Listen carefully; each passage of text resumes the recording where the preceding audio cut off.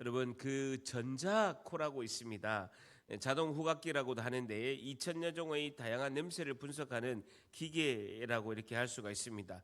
여러분 공인감별사라는 아주 이렇게 고액 연봉의 그런 이제 직업을 가진 분이 있는데 위스키나 와인이나 이런 걸 코로 이렇게 분별하는 공인감별사가 있습니다. 이분들은 이제 코 보험을 가입할 정도로 냄새를 가지고 그 와인의 품질 그리고 위스키의 품질을 이렇게 분별하는 공인감별사라는 직업이 있습니다. 이분의 특징이 뭐냐면요, 스킨 로션을 안 써요.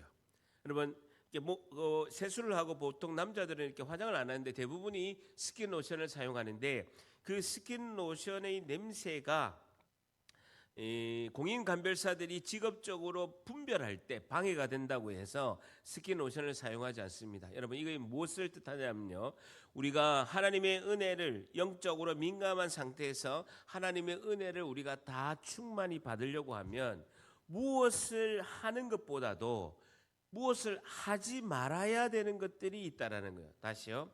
우리가 하나님의 은혜를 민감하고 성령님이 역사하시는 은혜 가운데 우리가 인도하심을 받으려면 무엇을 뭔가를 많이 하는 게 중요한 게 아니라 죄로 인해서 영적으로 방해되는 것들을 안 하는 것이 너무나 중요하다는 것입니다.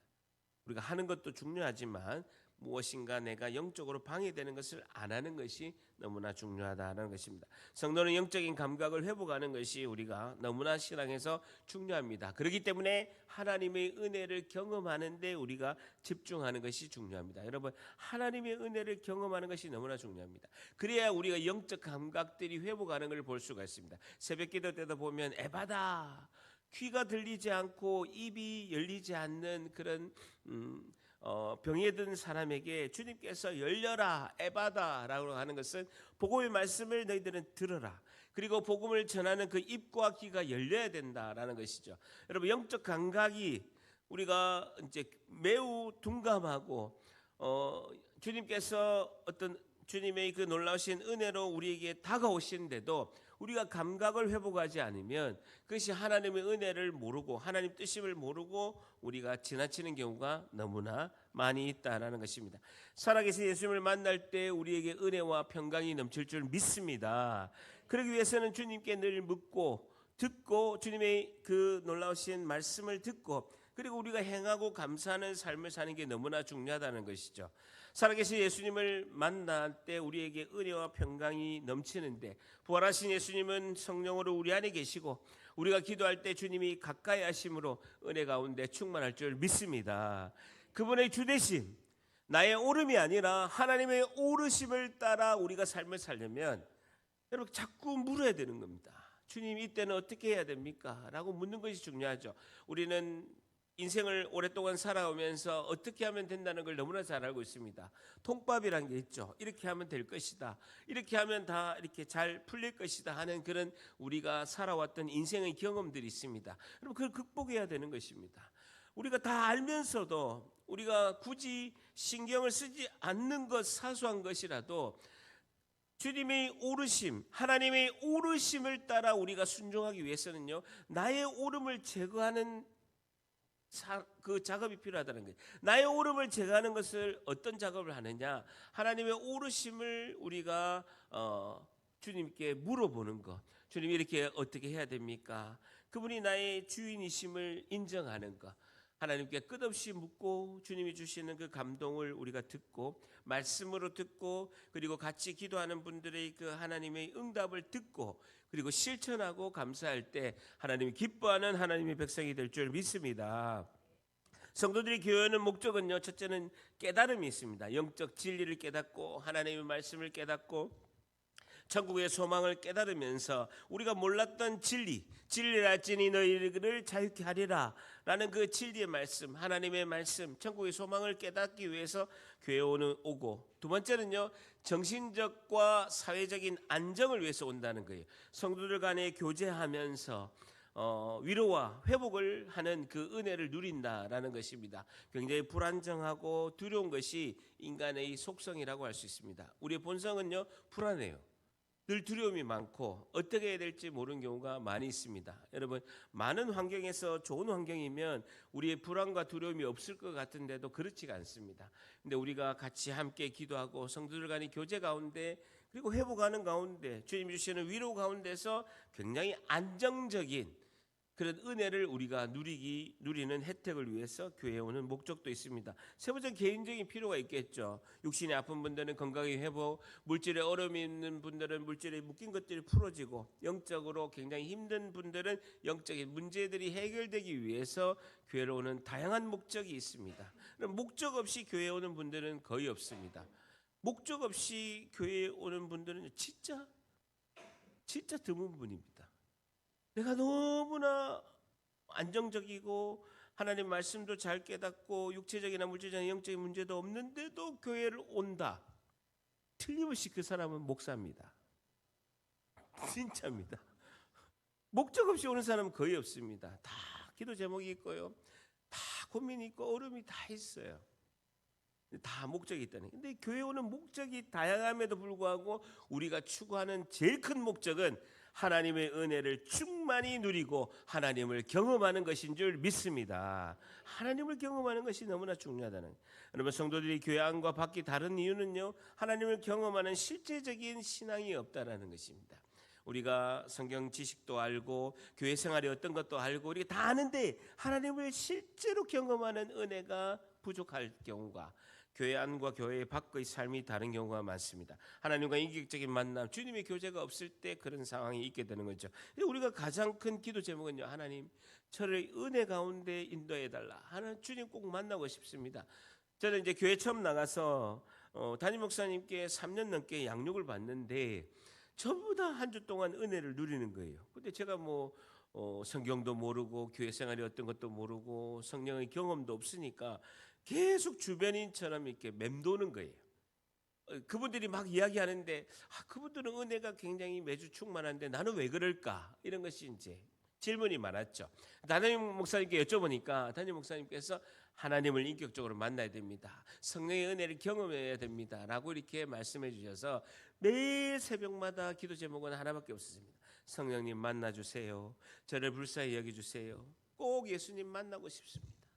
예수님 꼭 만나서 그 많은 분들이 간증하는 그 은혜 꼭 누리고 싶다라고 매일마다 새벽에 나가서 주님께 기도했습니다. 그 기도하니까 8개월 만에 주님께서 2002년도 3월 셋째 주 목요일 날 하나님께서 충만한 은혜를 부어주시고 예수님께서 나를 뒤에서 안아주시면서 그분이 저를 찾아오신 거죠. 지옥의 불뚜껑 밖에 갈 수 없는 저를 그 크신 권능의 손길로 건져내셔서 주님은 저를 와락 안아주시고 은혜의 충만한 역사로 부어주셨다라는 것입니다. 여러분, 교회 안과 밖이 성도들의 삶이 다른 이유 중에 두 번째는요, 하나님의 말씀을 알지 못하니까 하나님의 말씀의 통치가 내 안에 이루어지지 않아서 그런 삶을 살 수 있다라는 것입니다. 그리고 교회와 현실이 너무 다 다르다라고 이렇게 생각하는 겁니다. 신앙 따로 삶 따로의 그런 생각을 가는 거죠. 교회 생활 따로, 또 세상에서 또 우리가 세상 중심적으로 나가서 우리의 삶의 그런 터전으로 나가게 되면 신앙 따로 삶이 따로라고 이렇게 생각하는 경우도 상당히 많다라는 것입니다. 여러분, 하나님의 말씀이 오늘 예배 가운데, 설교 가운데, 찬양 가운데 하나님의 임재가 충만한, 하나님이 함께 하시는 은혜가 하늘에서 이슬이 내리듯이, 때로는 소낙비가 내리듯이 우리에게 끝없이 흘러내립니다. 찬양 가운데 눈물이 나고 설교 가운데 마음의 깨달음이 있게 되고 하나님의 은혜가 때로는 이슬비 내리듯이, 때로는 소나기 내리듯이 우리 가운데 굉장히 흘러내리는 것이죠. 그래서 하나님을 아는 지식으로 충만하고 그 하나님이 나를 이렇게 사랑하셨구나, 예수님이 나를 너무나 이렇게 사랑하셨구나, 이런 은혜가 우리가 깨닫는 그런 순간이 있게 됩니다. 그래서 하나님께서 빛을 비춰주셔서 하나님의 놀라우신 사랑으로 우리를 환히 비춰주시고 어둠이 물러가게 하시고 한량없는 무조건적인 사랑으로 우리에게 확 비춰주십니다. 그럼 우리는 하나님께 기도를 올려드립니다. 하나님, 저를 도와주세요. 하나님, 제가 연약합니다. 제가 부족합니다. 하나님, 은혜를 달라라고 우리가 하나님께 또 기도를 올려드린 것이죠. 그랬을 때 하나님께서 우리에게 우리의 실존을 보여주십니다. 주님을 떠나면 우리가 비참한 존재고, 우리가 주님을 떠나면 불행하고 끝없이 죄 가운데, 교만한 악 가운데 있을 수밖에 없는 우리의 실존을 주님이 보여주신다는 거예요. 나를 떠나서는 너는 어떤 것도 할 수가 없다. 나를 떠나서는 너는 무엇도 할 수 없는 존재라는 것을 우리가 어느 순간에 주님께 기도함으로 말씀 가운데 우리가 깨닫는 시간이 있게 됩니다. 그럴 때 나의 실존을 깨닫게 되고 주님 앞에 나아가는 것이 경건인 줄 믿습니다. 여러분, 굉장히 중요한데요, 나의 있는 모습 그대로 나아가는 거예요.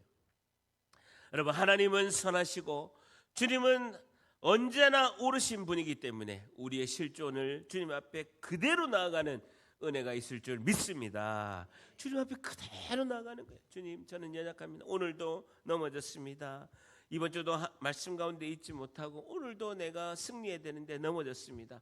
하나님, 나의 실존을 그대로 받아주시고 내 모습 이대로 주님께서 안아주시고 은혜 가운데 충만히 저를 지켜주실 줄 믿습니다. 믿음의 고백의 선포가 너무나 중요하다는 것입니다. 여러분, 우리가 기도할 때 믿음의 선포가 너무나 중요합니다. 여러분, 마가복음 새벽기도 보고 우리가 마태복음 우리 한 장씩 수요 예배 때 보고 있는데, 주님께서는요 반드시 기적을 행할 때 우리에게 믿음을 확인합니다.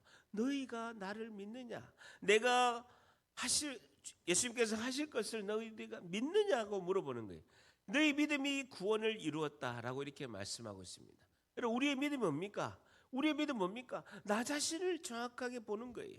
나의 실존을 그대로 보고 주님 앞에 나아가는, 연약한 모습 그대로 나아가는 것이 우리 주님 앞에 나아가는 경건인 줄 믿습니다. 있는 모습 그대로 나아가는 것이 너무나 중요합니다. 우리 자녀들, 우리가 너무나 보면 이제 마음에 안 드는 것들이 너무나 많죠. 그래도 있는 모습 그대로 부모 앞에 나아갈 때 부모가 그것을 사랑으로 보듬고 아이들이 온전히 잘 자랄 수 있도록 이렇게 부모가 이렇게 보듬는 것을 볼 수가 있습니다.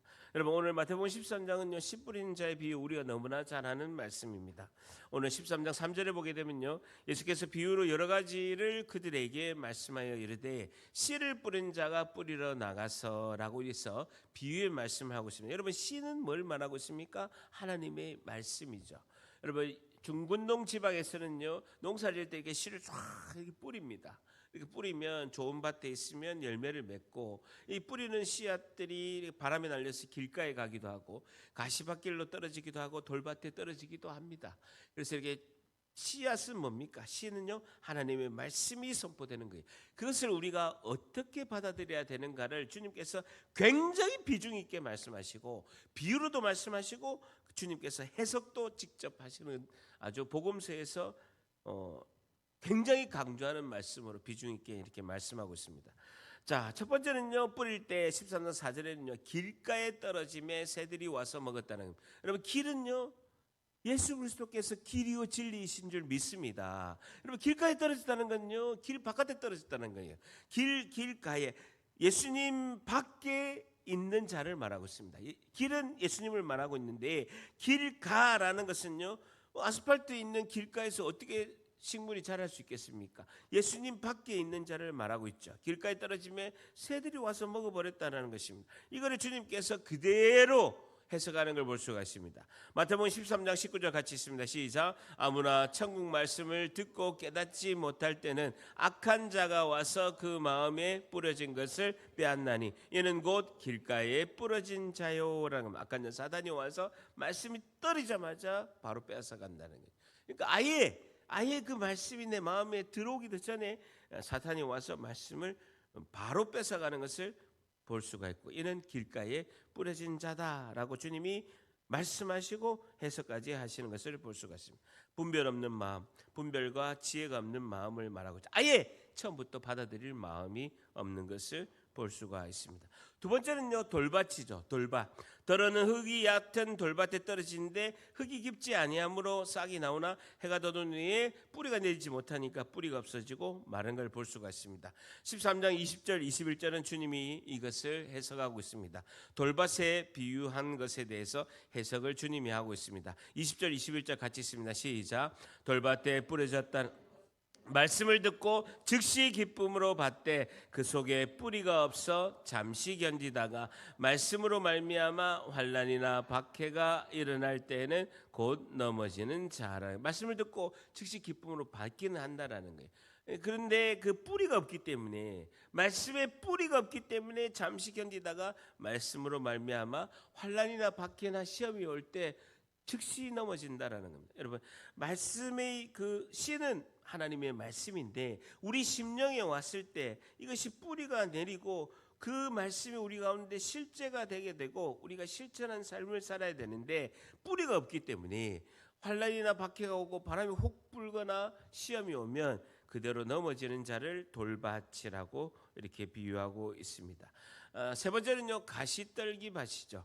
가시떨기 위에 떨어지는데 가시가 자라서 기운을 막았다라는 것입니다. 22절 그것을 주님께서 이렇게 해석하고 있습니다. 같이 있습니다. 시작. 가시떨기에 뿌려졌다는 것은 말씀을 들으나 세상의 염려와 유혹에 말씀이 막혀 결실하지 못하는 자라. 가시떨기는 뭡니까? 세상의 염려, 재물의 유혹이 있을 때 말씀, 환경에 따라서 말씀이 막혀서 결실을 맺지 못하는 사람이 가시떨기다라고 주님이 말씀하고 있습니다. 마지막 네 번째가요, 좋은 밭이죠.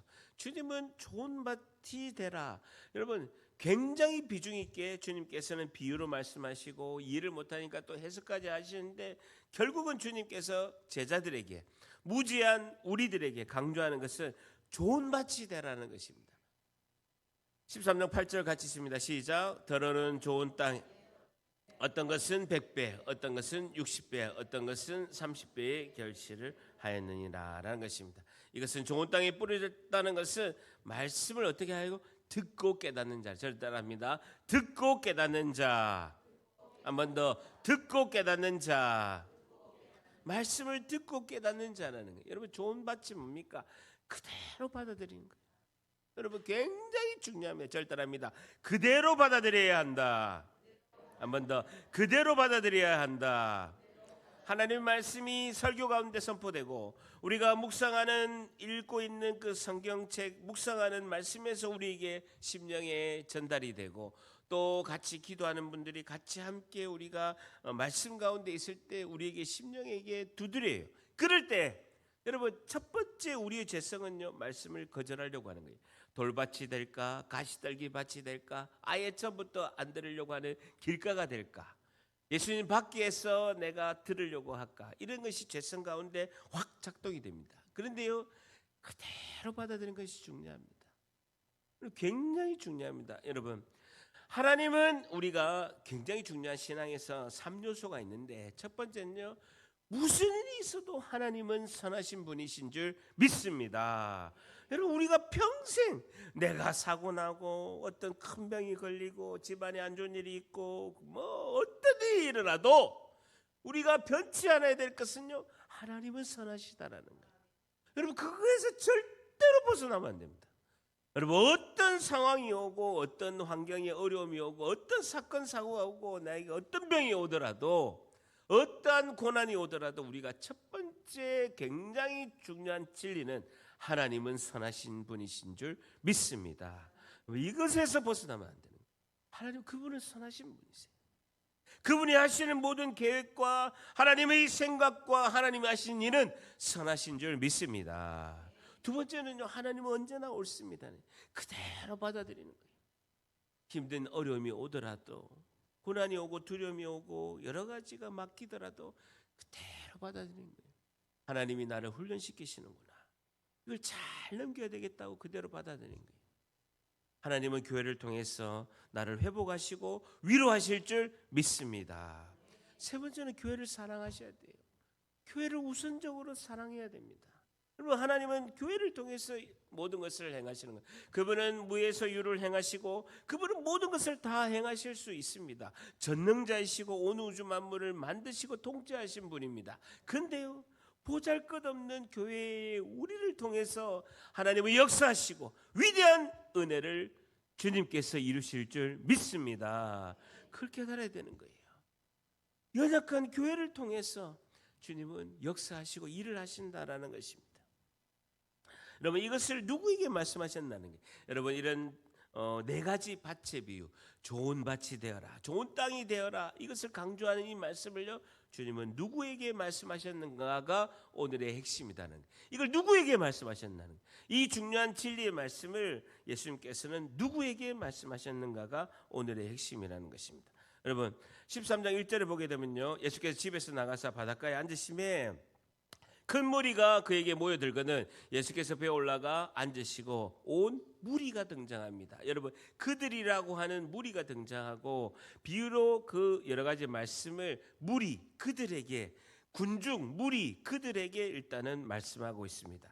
근데요, 제자들께서 나와 이르시되 어찌하여 그들에게 이렇게 비유로 말씀하십니까? 무리 군중 그들에게 어떻게 이렇게 말씀하십니까? 라고 말씀하니까 13장 11절 같이 읽습니다. 시작. 대답하여 이르시되 천국의 비밀을 아는 것이 너희에게는 허락되었으나 그들에게는 아니 되었나니 라는 것입니다. 무리 군중들에게는 천국의 비밀을 아는 것이 허락되지 않는데 너희 제자들에게는 주님이 허락하셨다라는 거예요. 여러분 진리의 말씀이 선포될 때, 하나님의 그 씨가 뿌려질 때, 하나님의 말씀이 선포되고 뿌려질 때 그들 무리와 너희 제자가 쫙 나뉜다는 거예요. 여러분 좋은 밭은요 너희 제자들이 좋은 밭에 해당됩니다. 그러나 길가나 가시밭길이나 그 다음에 돌밭이나 그게 그들 무리예요. 여러분 우리의 소원은 무엇입니까? 저는 소원이 하나밖에, 진짜 예수님 한 번만 봤으면, 내가 정말 2026년에 2000년도의 사람이 아니라 내가 정말 2000년 전에 정말 그 예루살렘에, 갈릴리에, 베들레헴에 그 시대의 사람이 되어서 주님 한번 직접 뵈었으면 얼마나 좋았을까. 내가 평생에 인류를 구원하실 그 하나님이시고 하나님의 아들이시 예수님 한번 직접 봤으면, 제가요 성지순례 가가지고 갈릴리 호수 가니까요 대성통곡을 한 거예요. 그 잔잔한 갈릴리 호수에서 새벽에 일어나서 그 잔잔한 해가 떠오르는, 그 해가 떠오르면서 그 비치는 그 빨간 그 갈릴리 호수의 강물을 보면서 분명히 2000년 전에 예수님은 이 길을 걸으셨는데 내가 지옥의 불뚜껑 앞에 있을 내가 이 자리에 예수님이 걸으신 이 발자국에 내가 다시 걷고 있다는 게 너무 감동이 되는 거예요. 하물며 2000년이 지나서 갈릴리 호수를 거닐면서도 주님이 이 길을 걸으셨을 거고 주님이 기적을 행하셨을 거고 빈들에 오병이어의 기적을 행한 편편한 그 평야가 있어요. 거기서 주님이 오병이어의 기적을 행하시고 칠병이어의 기적을 행한 그 자리에 내가 있다는 게 너무너무 감동이 되는 거예요. 여러분 더 기절하는 건요, 2000년 전에 예수님께서 복음을 전할 때 그 자리에 있는 거, 그 얼마나 복된 자리겠습니까? 여러분 주님이 직접 십자가에 못 박히시고 십자가를 지고 가시고 주님이 직접 천국 복음을 전하시고 죽은 나사로를 살리시고 병든 자들을 고치시고 귀먹고 입이 둔한 자들을 열어주시고 눈뜬 장님을 주님께서 눈뜨게 하시고 문둥병자를 고치는 그 역사적인 사건에 내가 그 자리에 실제로 있는 건요 정말 복 중의 복입니다. 그럼에도 불구하고 거기에는요 그들 무리와 너희 제자가 나눠져 있다라는, 얼마나 안타까운 일입니까? 주님이 직접 천국 복음을 전하고 직접 기적을 행하는데 거기서 좋은 밭이 되어서 그 말씀을 그대로 받아들이고 그 은혜를 꿀송이같이 먹고 주님께 순종하는 자들이, 너희 제자들이 있었는데 오로지 기적만 보고 저 사람은 굉장히 센세이션을 일으켜서 로마의 이 식민지에서 왕으로 세워서 지긋지긋하게 이 자리 식민지 여기서 해방되었으면 좋겠다, 왕으로 세워야지 하는 그들 무리가 있었다라는 것입니다.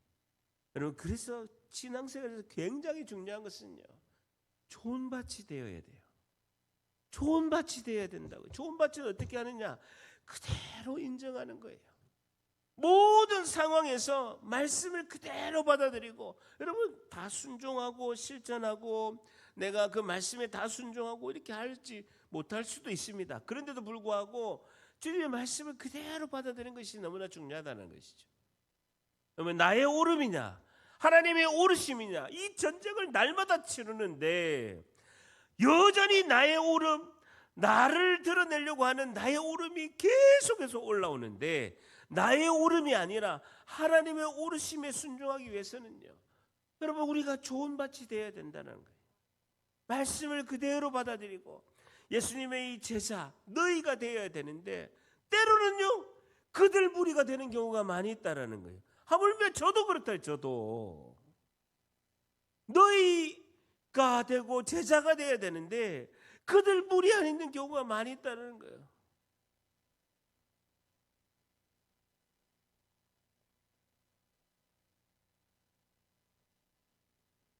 예수님께서 마태복음 13장 36절에 예수께서 무리를 떠나사 집에 들어가시니 제자들이 나와 이르되 밭의 가라지 비유를 우리에게 설명하여 주소서라고 한 번 더 설명을 요구합니다.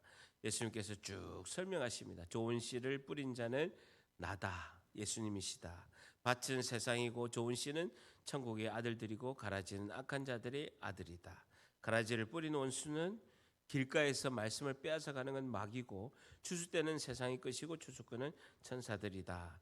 모든 것을 깨달았냐 하시니 대답하되 그러하오이다 라고 이렇게 제자들이 이야기하고 있습니다. 주님은요 제자들에게는 이 비유 말씀을 들어서 너희들은 귀가 열리고 입이 열려서 복음을 듣고 복음을 전파해야 될 자기 때문에 주님께서 이렇게 하시고, 주님은 결국은 제자들의 마음도 주님이 좋은 밭으로 만들어서 생명의 씨앗의 그 놀라우신 복음의 말씀을 그들 가운데 심겨주신 줄 믿습니다. 다 그대로 받아들여야 되는 거예요. 주님은 우리의 심령을 두드리시고 우리 양심을 두드려서 죄악에서 벗어나려. 여러분 아무리 공인 간별사가 수억 원의 연봉을 받고 엄청나게 큰 그런 간별을 이렇게 한다 하더라도 스킨 바르고 로션 바르고 향수 뿌리면요 냄새를 못 맡는 거예요. 누가복음 23장 27절에도 보면 또 백성들 그들 무리와 그들 예수님께서 십자가 지실 때 예수님을 위하여 가슴 치며 슬피 우는 여자의 큰 무리가 있었다라는 것이죠. 가슴 치며 슬피 우는 여자들이 있었고 그 군중들이 예수님을 십자가에 못 박으라고 막 폭동처럼 하는 그들 무리가 있었다라는 것입니다. 백성들은 예수님을 못 박으라고 여자의 큰 무리 너희들은 예수님을 믿고 다른 자들이 극명하게 나눠지는 것을 볼 수가 있습니다. 여러분 여자들의 큰 무리들은 좋은 밭이에요. 근데 무리들 백성들은요 길가와 가시떨기와 돌밭이라는 거예요. 여러분 주님이 십자가에서 온 인류를 구원한 이 역사적인 사건을 보고 그들은 며칠 전에는요 그 종려나무를 흔들면서 왕이시여 어서 오시옵소서라고 주님을 극대히 환영했던 그들이 폭도로 바뀐 거예요.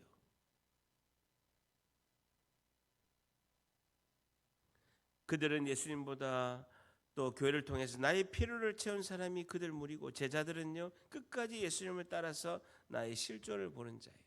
내가 주님 아니면 연약한 존재입니다. 저는 아무것도 할 수 없는 존재입니다. 주님을 떠나서는 내가 오늘도 넘어지고 아무것도 할 수 없는 존재라는 것을 우리가 주님 앞에 고백하는 자가 우리이고 예수님의 제자이고 너희인 줄 믿습니다. 굉장히 중요합니다. 여러분 그래서 예수님께서 13장 13절 같이 있습니다. 시작. 그러므로 내가 그들에게 비유로 말하는 것은 그들이 보아도 보지 못하며 들어도 듣지 못하며 깨닫지 못함이니라. 그들은 보아도 보지 못하고 들어도 듣지 못하고 깨닫지 못한다. 이사야가 그들에게 이루어졌으니 이르렀으되 이사야가 옛날에 예언을 했는데 너희가 그들이 듣기는 들어도 깨닫지 못하고 보기는 보아도 알지 못하고 마음이 열리지가 않는 거예요. 마음이 꽉 고집으로 차가지고 마음이 열리지 않으니까 아무리 말씀이 와도 들어가지가 않는 것입니다. 이 백성의 마음이 완악해져서 그 귀에는 듣기에 둔하고 눈은 감았으니 이는 눈으로 보고 귀로 듣고 마음으로 깨달아 돌이켜 내가 고침을 받을까 오히려 두려워해서 눈도 닫고 귀도 닫고 마음도 다 닫아버린다라고 이사야 예언을 주님께서 말씀하고 있는 것입니다. 너희가 되어라. 그러나 너희는 눈으로 보고 너희는 귀는 들음으로 복이 있도다라고 말씀하고 있습니다. 너희는 말씀을 붙들고 끝까지 견뎌야 된다. 내가 진실로 너에게 이르노니 많은 선지자와 의인이 너희 보는 것을 보고자 해도 못 봤죠. 예수님을 못 봤다라는 거예요. 여러분, 예수님을 그들은 메시아를 보고 싶었고 구약에 있는 이 선지자들은요 그 메시아를 기다리면서 있었는데 너희들은 직접 봤다라는 거예요. 얼마나 복 가운데 있는 자들입니까? 그럼에도 불구하고 그들은 무리가 되고 예수님의 그 진리의 말씀을 듣지 않으려고 했던 자들이란, 너희는 반면에 듣는 것을 듣고자 해도 듣지 못할 정도로 많은 선지자들보다도 너희는 더 복을 받은 자다라고 말씀하고 있어요. 마지막으로 복음의 말씀은 그 사람의 본질을 다 드러내게 되어 있습니다. 그때 우리가 그대로 받아들이고 순종할 때 하나님의 은혜가 충만한 줄 믿습니다. 오늘 우리가 이렇게 기도해야 되는 거예요. 주님, 하나님을 아는 지식으로 나를 밝게 비추셔서 나의 실존을 보게 하시고 나를 알게 하여 주시옵소서. 하나님, 저희들은 그들이 아니라 귀 있는 자가 되어서 예수님의 제자 너희가 될 수 있도록 주님 도와주시고, 내가 주님을 더욱더 잘 볼 수 있도록 길가나 돌밭이나 가시떨기가 아니라 좋은 땅의 마음이 되게 하여 주시옵소서. 오늘 우리가 이렇게 기도할 때 주님의 놀라우신 기도 응답받는 기적의 역사가 있기를 예수님의 이름으로 간절히 축복합니다.